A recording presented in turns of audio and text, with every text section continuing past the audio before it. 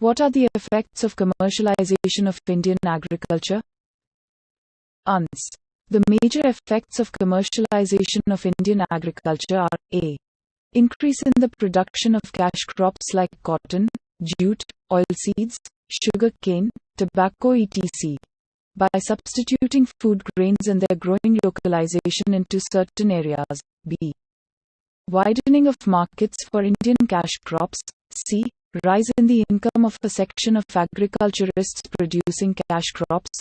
D. Introduction and growth of new crops like tea, coffee, groundnut, potato, fruits, different types of oilseeds etc.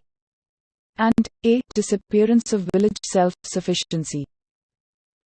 2. What was the British policy of zamindari system?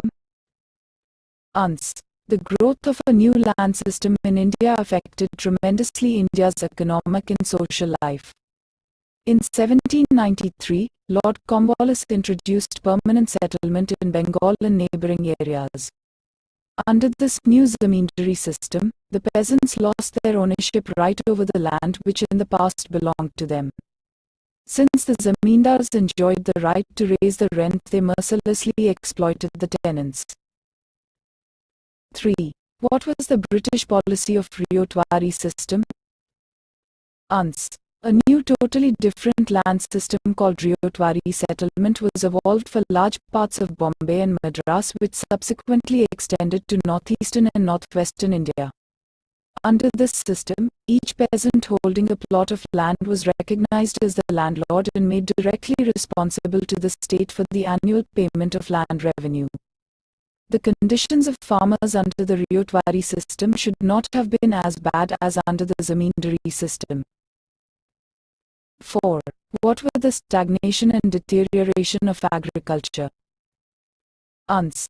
As a result of overcrowding in agriculture, excessive land revenue demand, growth of landlordism, increasing indebtedness and the growing impoverishment of cultivators, Indian agriculture began to stagnate and even deteriorate, resulting in extremely low yields per acre. Overall agricultural production fell by 14% between 1901 and 1939. The overcrowding in agriculture and increase in sub-infeudation led to subdivision and fragmentation of land into small holdings, most of which could not maintain their cultivators.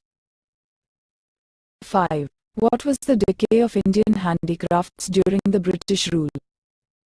Ans. The factors which were responsible for the gradual decay of Indian handicrafts were disappearance of princely courts and their patronage, aggressive trade policy of the East India Company and the British government, increasing competition of British machine-made goods and increasing demand for Western commodities as a result of foreign influence.